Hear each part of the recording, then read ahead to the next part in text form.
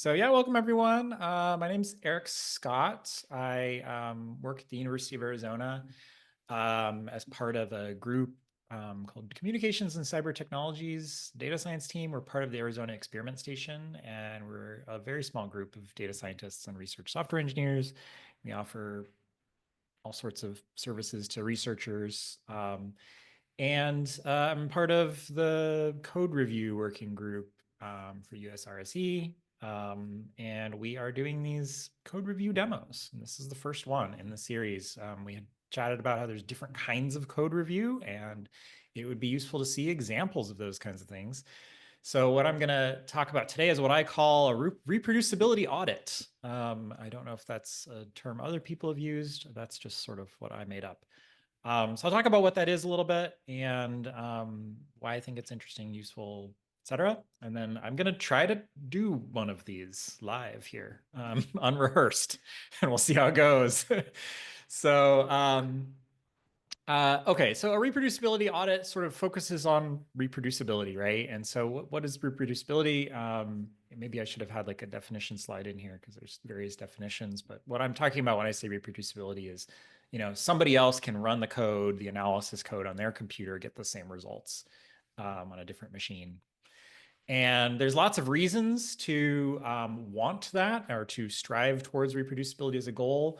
But in terms of today, like the things that I'm most focused on is reliability and correctness of the code and the reusability of the code for you in the future or for other researchers. So reproducibility audits in my mind are like something that happens to code that's associated with a scientific manuscript to make sure that code, when it's made available, ideally, is useful for people and that the figures in the paper and the results and all that are correct and accurate. So a reproducibility audit is a really broad and shallow review of code.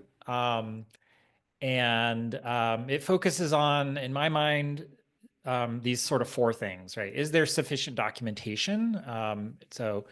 At the very basic level, that's like, can I even figure out where to get started?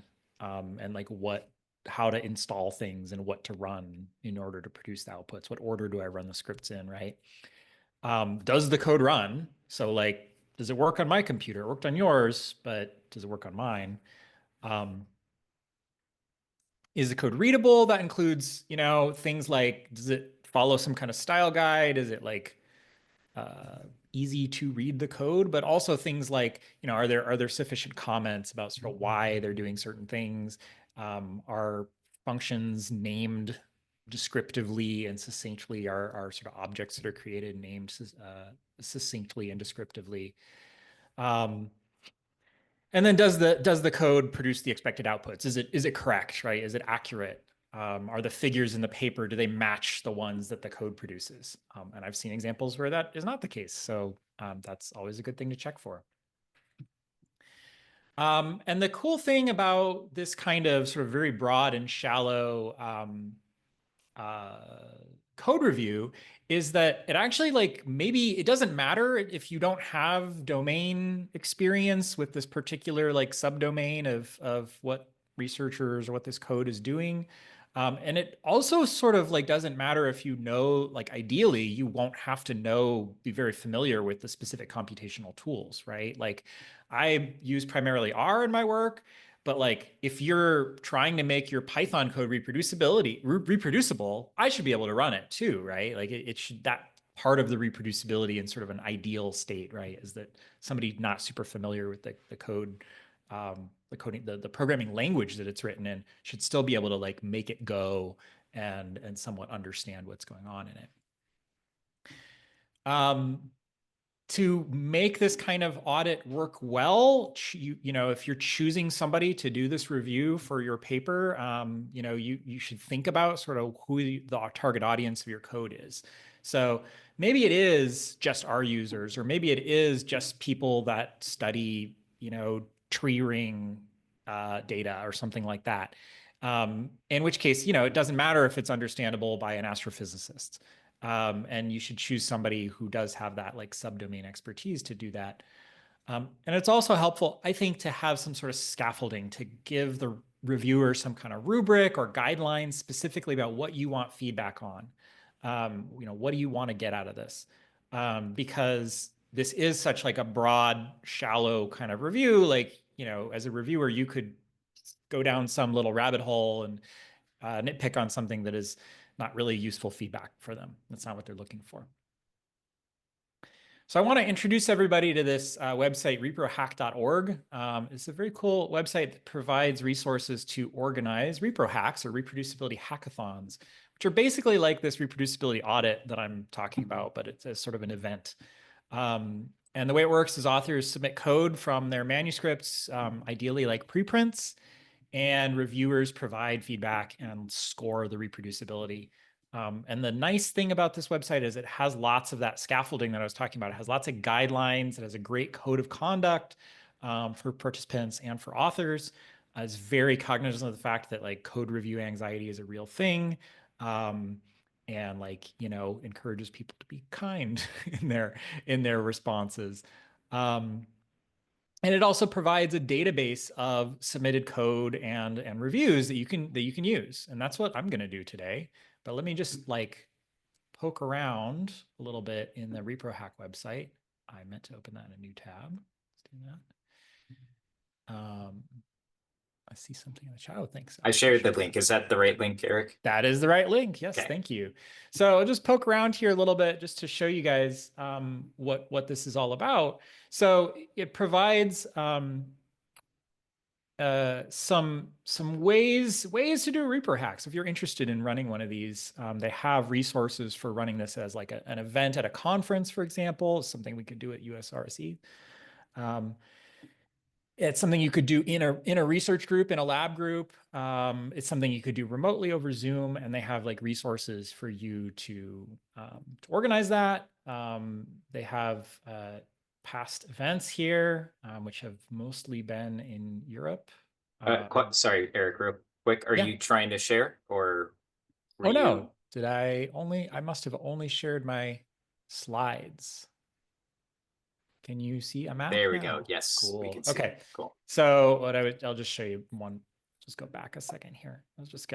This is what I was talking about. This is their sort of like flow chart of, how you can do a ReproHack. So you can do it as an event at a conference, in a lab group, remotely over Zoom, and they have resources for organizing these events. And then there's also, a map here of past and future events.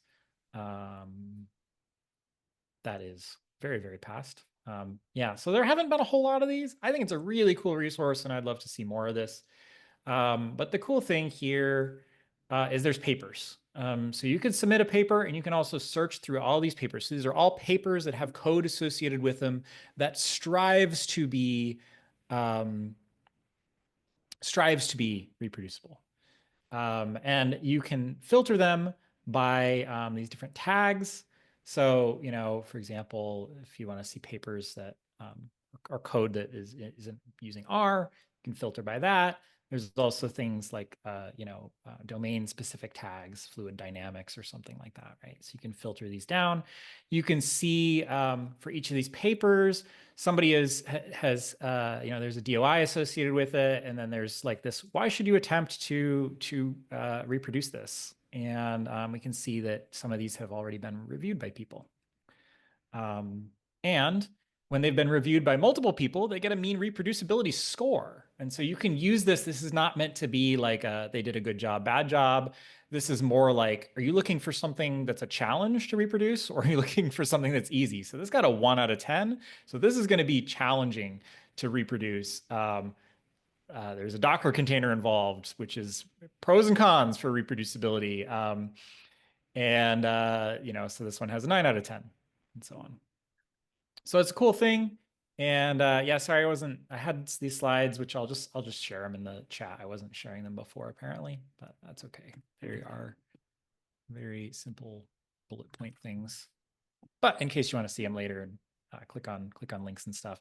So there's guidelines here for participants, for example, which are really great, I think. And for authors, which I don't know why they're taking a long time to load, but The guidelines I think are really important here again, because this is like, getting your code reviewed is scary. And these give you lots of considerations to think about when you are reviewing somebody's code, right? Make sure it's constructive criticism. Make sure that you're kind. Make sure that you acknowledge that making your code reproducible is hard. It's a lot of extra work and there's not a lot of incentive for it out there. So yeah. In these slides, so that's a ReproHack, right? This is sort of one sort of format that you would see this kind of reproducibility audit type code review in. Another place that I would love to see more of it in is kind of at the lab level. So I'm very interested in figuring out ways to enable research labs in academia to do code review. Oh, I just saw a typo there. Um, and create sort of guidelines, worksheets, something to enable researchers to do this in their lab group. And I think part of it is just helping people to understand like the benefits of doing this and the costs of not doing something like this. So yeah, if anybody does this kind of thing, we want to know. And this is just a thing that I made up. This has not been tested or used in the world, but this is like an idea that I've had of a rubric that might help you do this kind of reproducibility audit, this sort of more broad scale, like um, um, kind of review, where there's these 4 different categories that I talked about. Is it correct? Is it reusable? Is there good, adequate documentation? Is the code readable? Does it run? And sort of like what would give you a score for each of these. Feel free to use this. Please give me feedback if you do, because I'd love to know how it goes. But yeah, something like that can be useful. So this is supposed to be a demo. So I have volunteered myself to do one of these reproducibility audits and like talk through it. And so I'd love to like hear, discussion in the chat and all that as we do this. But this is the paper I picked. Tree regeneration and models of forest dynamics, a key priority for further research. So like, just to give some context, I'm an ecologist by training, a plant ecologist, but I don't know what tree regeneration, and I don't do models of forest dynamics. So that's not my field. I did pick this because it's in R, and I did take a peek at it to see that it wasn't going to be like a 5-second demo where I was like, yep, nope, can't reproduce it. The data's not there, right? Or something like that. So, yeah. So I haven't read this paper. I have no idea. I don't know what the figures look like. We're just gonna try to make the code go and see if we can give these people some useful, helpful feedback. And I sort of give you the idea of the sorts of things that I like to give in this feedback. And I'm probably not gonna get through this whole thing, but I'm gonna work on this for a little bit, and then I'd love to have some time for like discussion and questions and all that. So feel free to just like cut me off or whatever. Um, so brief description, they analyzed tree regeneration in various models of forest dynamics, following a protocol and comparing the results with observed data from forest reserves. They claim, bold claim, this paper is fully reproducible. Provide a protocol that different modelers used, the data produced from these models, the observed data, and the code to run the analysis that led to the results of the papers and text. So they don't do the modeling in this. They have results from the models as data, and then they're analyzing those results from these, I assume, like simulation models or something. And they give us some guidelines. They'd like us to try to reproduce the same results that they got in the paper based on the data from the model simulation and observed data. And there's all these wonderful links here, which I have already gone through and downloaded the code and the data because they did take a little bit to download. So those are available and they're zip files. So I'll start with the code. And again, please feel free to interrupt, ask questions, comments, whatever, in the chat with your voice, whatever. Cool. I unzip this and I see an RProj file, which is great. That means that they have constructed this as an R project. For those of you that are an RStudio project, for those of you that don't use R or RStudio, this is basically like a research compendium, and this file just sort of signifies that this is the root level of the directory, and file paths should be relative to this folder, which makes this very portable.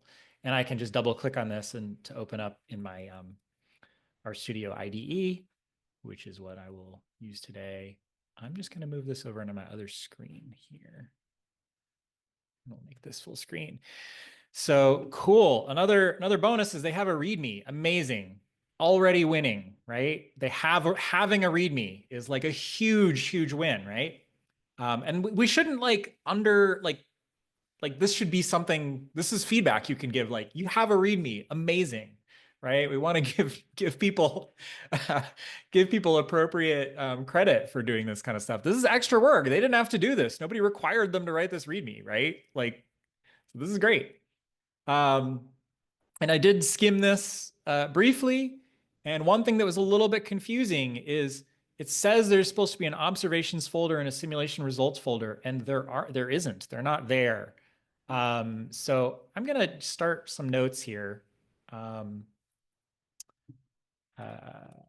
Review notes like that, and we'll just gonna have some running notes here on the side. So I'll just start with like README. So happy to see a well written README. One comment. And I'm not going to write all of these out for you guys because it's probably not that much fun to watch me type. The folders section makes it seem like those data folders would already be the repository, and in reality, you need to download them. Maybe a section with a note about downloading the data would be helpful. Okay, so I know that we need to do something with the data. We need to get it in there. So let's go ahead and unzip these observations and simulations folders. Now it says they're supposed to be like, this is, I'm not exactly sure where they're supposed to be yet at this point. This tells me what they are, but I'm not exactly sure where to put these folders. So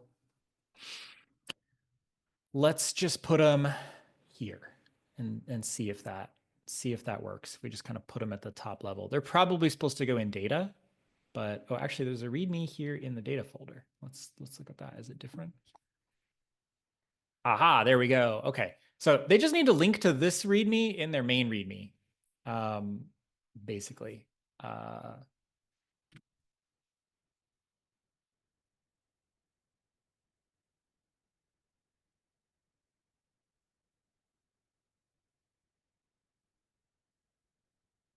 That would be helpful. Although I figured it out, it's really not that much of a, not that hard. Okay, so these both are supposed to go in data.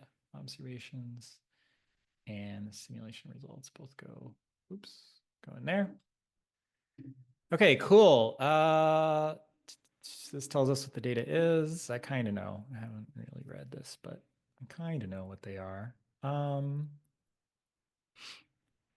Cool. They tell us a little bit about the data. That's very nice. And there's some acknowledgements. Wonderful. And don't know what that is. Let's see if we can figure out where to start. I assume in code, and I assume data preparation. There's only 3 files here, so if there were more, I would maybe suggest like you need to number these in the order that they should be run in, but I think from the names, they're actually fairly obvious. We'll see. We'll see how it goes. Oh, here we go. We have another. This is great. Download the data. Okay, so maybe my comment about not having it in the first README, maybe that's a little overkill. It's in lots of other places. And here's where okay, so they're using relative paths, wonderful. This should work, but it only works because I have this data table package installed already. So there's not anywhere in here, as far as I can tell, that lists what R package is, what version of R this was made with. So I'm definitely going to make a comment about that. So Just out of curiosity, yeah. Eric, with those R project Mhm. files, do they contain this sort of information sometimes, or no? So it's just No, the purely the .rproj file, just for those of you that are curious, it's just like the preference. It just holds like project level preferences for the RStudio IDE. That's all it is, and it's just an uh, indicator for like where the root level of the project is, so that when you open one of these up, you can't change the working directory. The working directory is the project. Like that's the work. It just kind of sets the working directory for you. so this Um, is less like a TOML file or whatever, where it can potentially tell you your dependencies and all that. Awesome. Yeah, there's nothing like that. So, um, lists the R packages and the versions of them are needed to reproduce this work. At a minimum, so my recommendation would be at a minimum, you could create a file packages.r with a bunch of library calls in it, or paste the output of, what is it, like session info? Yeah, session info.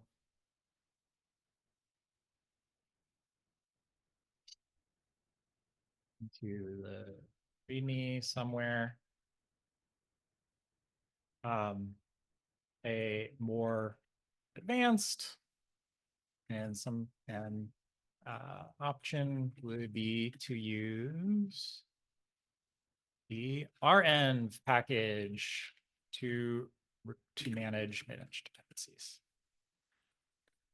Dependencies. So I love rn. I think y'all Python people like have something like this built in already, but renv is an R package for managing dependencies. So you it keeps a project level library, and records the version, the packages that are used, the versions of those packages, and even where they're installed from in a lock file, an rn.lock file. And at the very minimum, it's in like JSON, right? So like at the very minimum, there's a record. But you can also then, when you have a project that uses rn, when you download it for yourself, you can run rn restore, and it like installs all the packages for you. And in a perfect world, it just works. And in practice, it almost never just works. But it should. So I'm going to give them a link to RN here. Yeah. Let's just do like this. Okay. Cool. Let me just look at the chat here. I think I saw that our project settings were allowed saving the workspace to our data. Yeah, that is one of the settings in a .rproj file, and we could actually look and see if they have that set. They have it at default here. So like I always recommend when I work with people for reproducibility reasons to never restore the workspace when you restart, never to save it when you exit, and this doesn't really matter, but no, don't save the history. That's just like what commands you've typed in previously. And that means that every time you restart this project, you have a fresh, clean slate, and it's just harder to screw things up. It ensures that things are reproducible. If you're having to save your workspace because something takes too long to run, then like there's better solutions, right? You should be saving that out as an intermediate thing. So I'm not going to make a comment on this unless we run into this as an issue, like where something doesn't work because there's some assumption that it's saved in the workspace. Like I'll run this first data preparation script and then restart R before running the next script. And if that doesn't work, there's some assumption that there's some object in the environment or in the workspace that is created by the data preparation, maybe then I'll leave a comment and say like, hey, it'd be great to just like save the results out, the intermediate results out, and then read them in the next script. Yeah. Okay, so they should use RN probably. Like I'm probably going to come across a situation where there's a package I don't have installed and then I'll have to install it. Maybe not. Maybe just by chance I'll have all these packages installed. So we have our observations. We read those in. They used relative paths. I mean, maybe I'll say something like, you know, I'll just keep some notes to myself here. The worst is when you open up a script and it starts with set working directory, C:// somebody's name that's not yours. And you're like, all right, here we go. So using relative paths is super important and kind of like a low hanging fruit a lot of times. Okay, we're loading model simulations. I like the comments. The indentation, weird, not standard, but I love it actually. It's great. Cool. And one. This seems unnecessary, but cool. That's fine. Okay, we're gonna assign species simulated outside of the ones asked in the protocol to category others. Okay, so I think, and again, like ideally I would have read this paper, but I think basically what's going on is they're compiling a bunch of different data and trying to like harmonize it. So like in one paper, they've called Picea abies PIAB, and in another, they've called it Picea abies, and we're going to call it, PABI or something like that. Something like that is going on, I believe. And then there's a bunch of other species. So again, ideally, I would have read this paper. I did not have time to do that. Cool. Joint values from other category. I do like that this is something that I'll say I do kind of like that people that our folks don't normally do. So I think this is a thing you kind of like have to do in Python, right? You have to type the library name, period, and then the function name. In R, you can just load. They could have just said, library dplyr library data.table and then left this stuff out, right? Like that still works. But then the downside is you're not sure which package this fread function is from. So for reproducibility reasons, it's actually kind of nice to have it namespaced like that. So yeah, and then I could say something about like, you could load all packages library, but I actually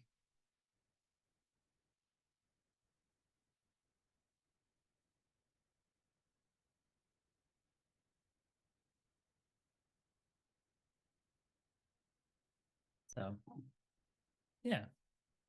That's cool. All right, let's keep trying to actually run this code and see if their promises of fully reproducible are indeed true. And this, again, like this is a broad, shallow review. Like, I don't really know why they're assigning nulls to all these or if they actually need to do that, but whatever, it seems like it works. It's not causing problems. It's not causing me to like get super confused and angry. So I'm cool with it. Or seeps. Guessing these are all different models, names of models, simulation models. We're reading in results from different, I don't know, so 7 centimeters, 10 centimeters soil depths. I don't know. Okay, 4C. Cool. All this is working so far. We are just getting all the data. 0 values to those sites where there is a 0 recruitment. Okay. Right. is odd. I kind of understand what's going on. Okay, I'm just going to kind of run all this and just see. By the way, if you're interested, I'm just hitting Command Enter to run the line and go to the next line. We have a warning here. So this is a good reason why they should like include a package version. So, you know, and I might say that, like, for example, I get warnings, and this is eventually in some future version of dplyr, this is going to be an error. So this is actually a good example to show them. So for example, I get the warning.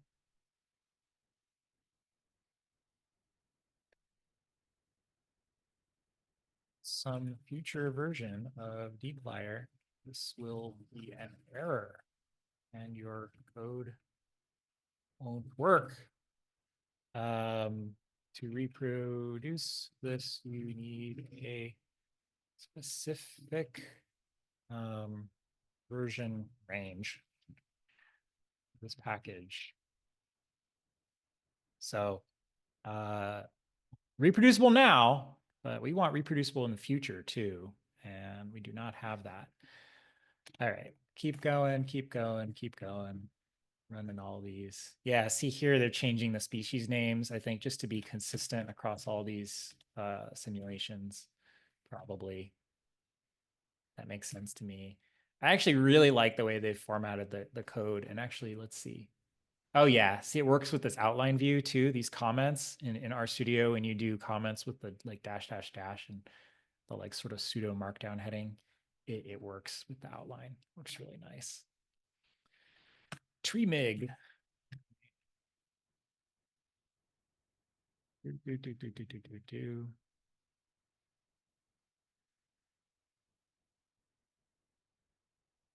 Wow, this is kind of a long, actually, it's not that long. What is going on here?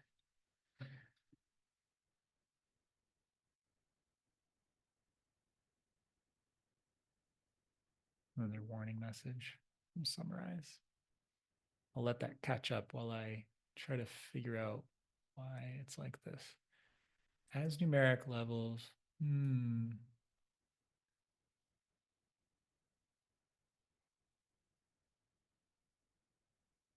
So this is a factor. This sample is a factor, and then they're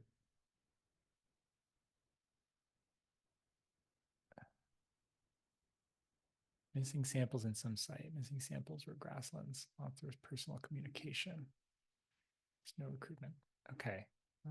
Not exactly sure what's going on here, but they have a note about why this is happening. And that's the most important thing, I think, to put in comments is not what is happening, because ideally the code should be readable enough to see what's happening. But the comments should be like, why am I doing this? So this is good. The comments are good. I'll say something about that. Good code comments about why it's being the way they are. So like I would say this code is not super readable because like it's not immediately clear to me what's happening here. It's like, okay, this is a factor, and then they're getting the levels of the factor, and then they're converting them to numbers, and then they're only picking the numbers that are in missing sample 7 sample, which is the same thing as this. Like there's certainly a better way to write this, whatever this is doing. I think. Well, let's just see here. Missing sample 7 is a bunch of numbers. Oh, I see. I guess they're just converting. Yeah, I don't know what's happening there. So that's a bit odd. That's a little bit odd. I'm not exactly sure what's going on. It's already a number, and then they're doing this numeric conversion. Okay, I'm not going to get too hung up on this. This is just really what's happening in my head, so I apologize. All right, let's keep going. It all seem to be working.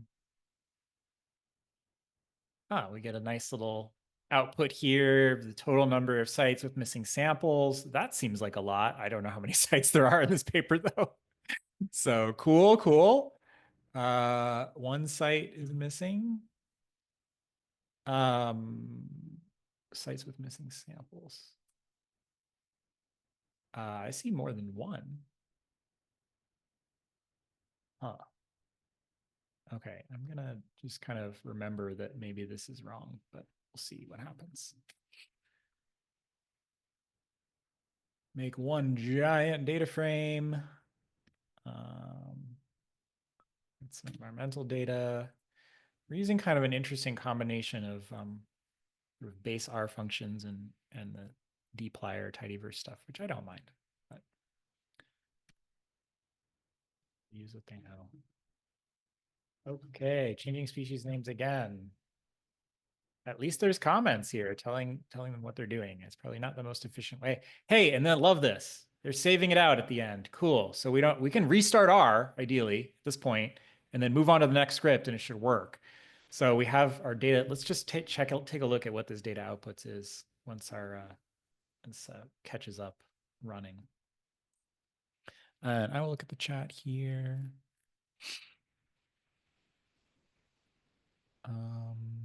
Are there any questions? No, we're just kind of having side conversations. Perfect. Yeah. Yeah. Weird, quirky stuff about R. Yep.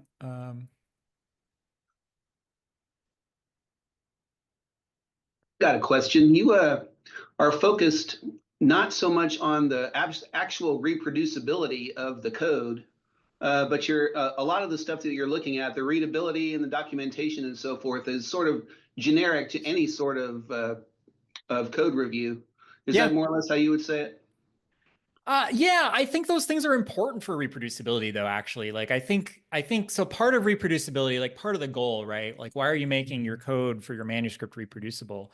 I mean, yeah, maybe it's so that somebody can check and make sure it's correct. But also, I hope that people do that so that other people can use their code and adapt it to their own analyses, right?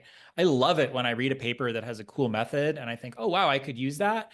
And then there's actually code, right? When there's not code provided, I'm much less likely to cite that paper. And that is like something that's been demonstrated by research too, that people that make their code available, their papers are more likely to be cited. So having code that's readable and well commented makes it more reusable, makes it easier for other folks to adapt it to their own work.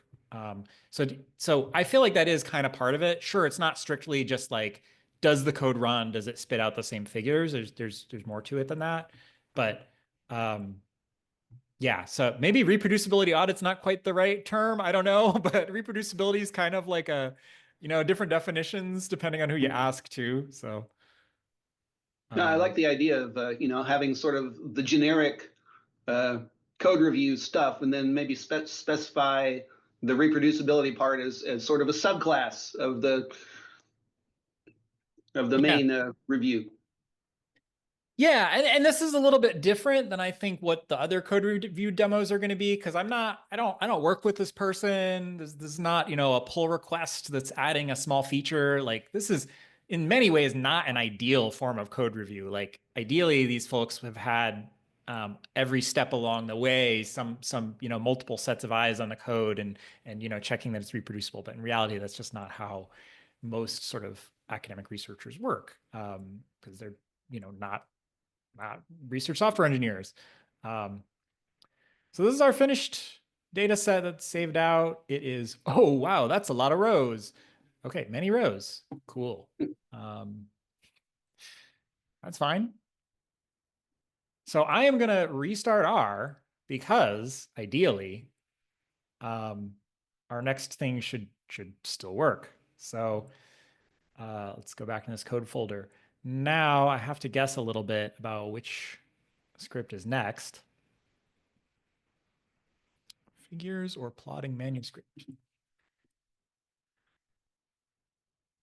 Figures plotting S-tile for the manuscript. Figures. Here we've got a package that we need to install. Oh, okay. So this must be, okay, style. That's a style. Got it. So this is just some stuff like color palettes and labels. Nice. Okay. I like that they've modularized that a little bit so they can mess with their color palettes and things separately from the file that actually makes the figures. And I will say here also that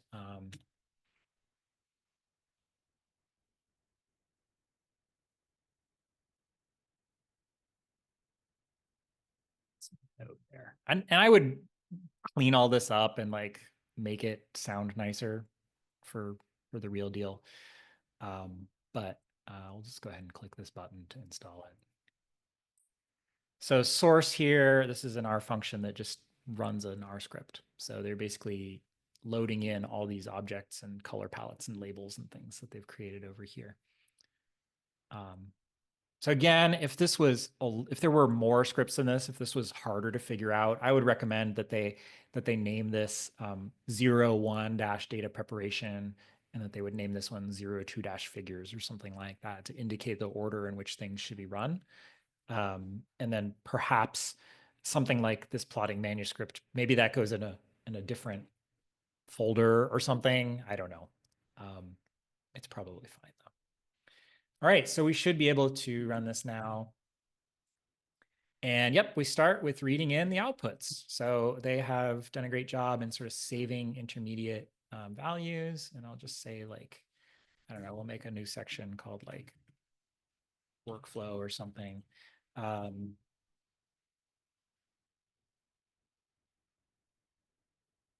From, what was it called? Data preparation.r, and use those as input to figures.r. This is good practice. So cool. So we've loaded that data and we should get some figures, and then we can look at the manuscript and see if they match, and then we'll have some time to chat a little bit. And I think timing is going to work out really well. Shannon index, I kind of know what that is. Again, ideally, I would have like skimmed this paper before doing this, but I ran out of time. Zero inflated data. So this is more than just figures. This is actually a giant script. Well, this is way more than just figures. This is their analysis too. Okay, so that's a comment. little misleading. We're doing some kind of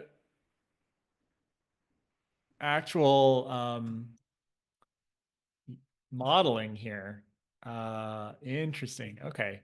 Well, let's see. Maybe not.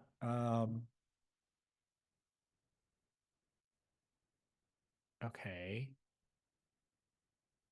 And then they save it out. Let's just look at it.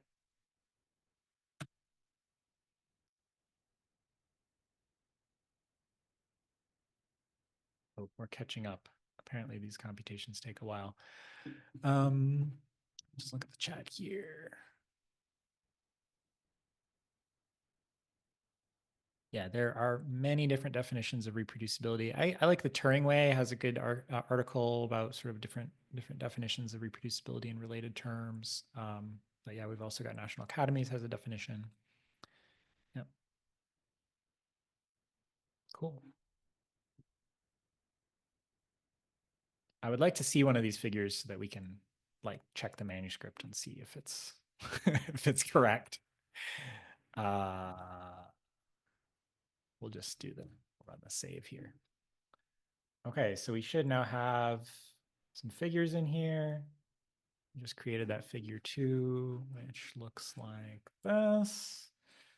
Cool. And let's try to find it in the manuscript, and then we'll call it good for now. Go back to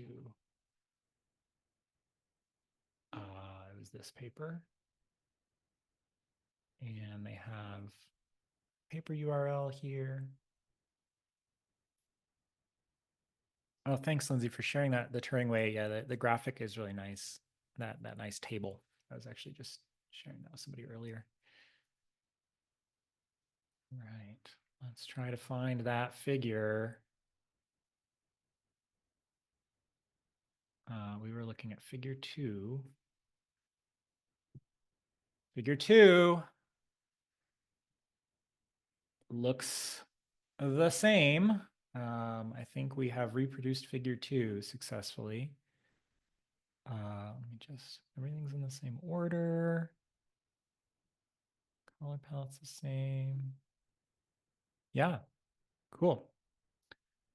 I just want to look, there's a folder in here we didn't look at yet, manuscript, and I'm just curious here to see if they have actually, it looks like they've actually written their manuscript in R Markdown, which is wonderful. So their manuscript is reproducible as well.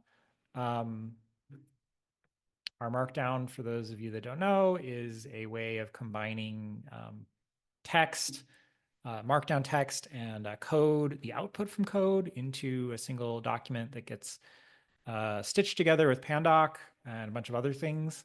And so ideally, I think that if I hit this knit button up here, that I would actually get their manuscript output, including all the equations and figures and tables and things. So this is like above and beyond stuff, really good. And I would definitely want to like look at this and make sure that that actually works. Well, I'll click the button and I'll stop talking and see if there's any questions or discussion. And while that runs, we can watch it chug away. And if their manuscript pops up, we'll be happy. If it doesn't,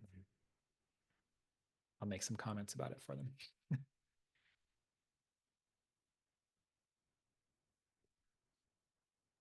Thanks, Eric. That was very informative. Ta-da! So yeah, looks like they have what I would call, I would agree, fully reproducible. For now, at least. Maybe not in the future, but for now. So yep, and we got the figures and tables in there too. Very nice. When you're think, reproducing yeah, figures, do you ever go as far as actually trying to do like a diff on the actual data rather than just a visual inspection between the two? No, only because for something like this, I feel like I would, well, yeah, I don't, I guess I don't, I guess I would, I guess I could do that. I've never done that in the past with something like this. I've never sort of gone out of the way, but like, you know, I could turn this into a Git repository and then like, you know, do this as like a pull request or something to see that visual diff of the image. Or I know there's tools out there for doing like diffs of PNG files and stuff too. So could do that.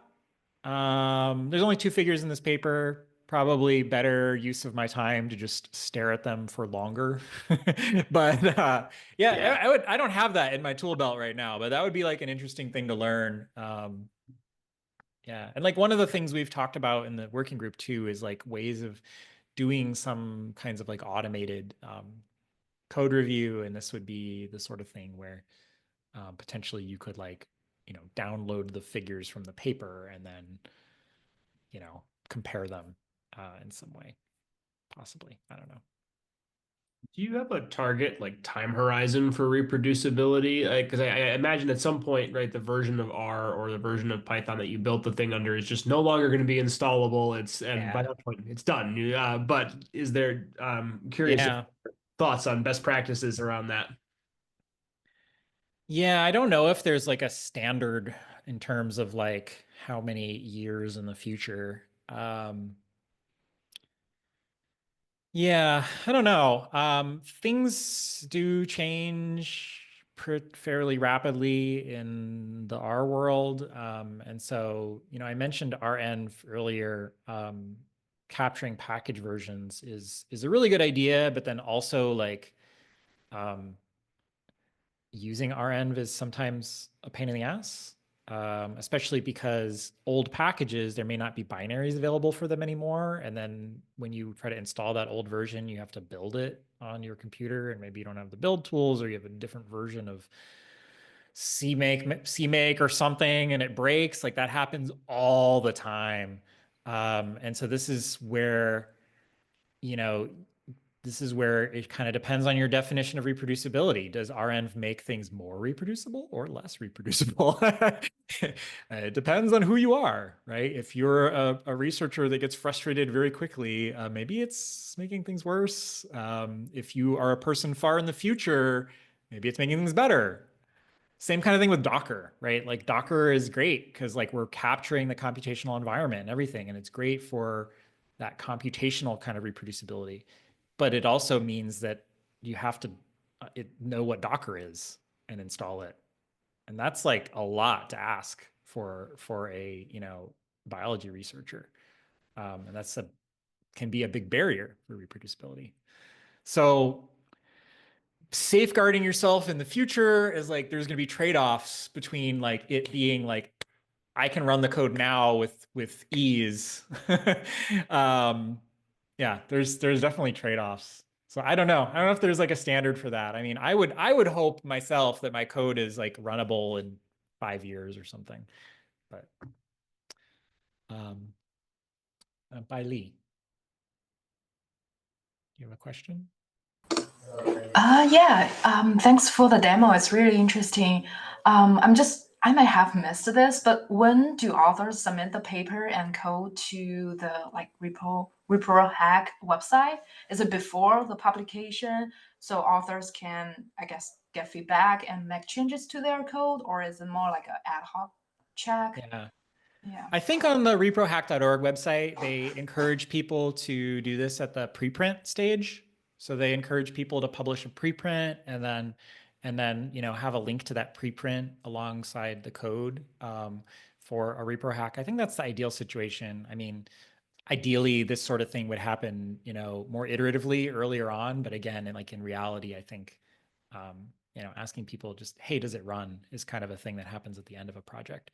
So I think that's the ideal, but I think some of these are probably submitted after, which again, you know, it's like still great for us, like practicing doing these kinds of things. So part of the point that I don't know, maybe it was implicit, but I didn't like mention explicitly, is that one of the benefits of something like ReproHack or going through this activity is that you, the reviewer, learn a lot, right? You learn a lot from going, why doesn't this code run on my computer? Oh, shoot, because they set their working directory to some folder. I do that. Maybe I should change my practices. So even if it is something they submit like after they've already published it, and maybe there's nothing they can really do about those sort of things, depending on where the code is shared, right? Could also be that if you identify some stuff that is reproducibility challenges that doesn't actually affect the output of the code, if they have the code archived on like Zenodo, those archives are versionable. So you could have version 1.0.0 is the exact version used to reproduce the stuff in your manuscript, but maybe somebody says, hey, you know, you need to change these paths to relative paths to make it easier. Well, then you could release version 1.1.0 and you know, you also have a DOI that resolves to the most recent version. So you could have that DOI cited in your code. You can do all this stuff. There's just like not a lot of incentive to do it. I think it's like a lot of extra work. So Yeah, thanks. Yeah, I also saw like lots of like the link are actually linked to the GitHub page. So it's like it would be cool if we can link the main reproducibility score with the GitHub page as a badge. Yeah, that's I'll a cool stop there. idea. Yeah, I don't know if they have a badge, but that's a great idea. Yeah, to be able to put a badge, reproducibility score badge. That's kind of cool. Yeah. Julia. If you wouldn't have done it here on Zoom, but by yourself, would you have looked more closely at that piece where you were like, I don't understand what's going on here? Why do they Possibly. I have like a problem with getting bogged down in that kind of thing. And you know, different people, there's different styles of coding, right? There's different styles, and different styles are not a problem. And so this, I think, was just an instance of a different style that I'm not super used to looking at. But if it was something really weird looking, I'm like, why are they doing that? I would have, if I had a sense that there was like a much simpler or safer, better way to be doing something in the code, maybe I would go down that rabbit hole and give them some specific feedback. It also depends on what stage that code is in. If it really is like they've already published the paper, then I'm kind of like, it doesn't matter. If I can figure out what it means and that it works, then somebody else can too. It's more that when I find like a lot of repetition in code or something, I might say, you could turn this into a function if you feel like it, and that might make it more readable. Yeah, just because I don't know. Often like I feel like when I stumble about something, that's also like a hint that maybe something is off, right? Yes. And that there might actually be a bug. Yeah. It's this code smells idea, right? I don't know if I can explain what that means. But anyway, there's this concept of code smells, right? Where you can look at some code and you get a feeling about there's something up here. Yeah, that definitely happens.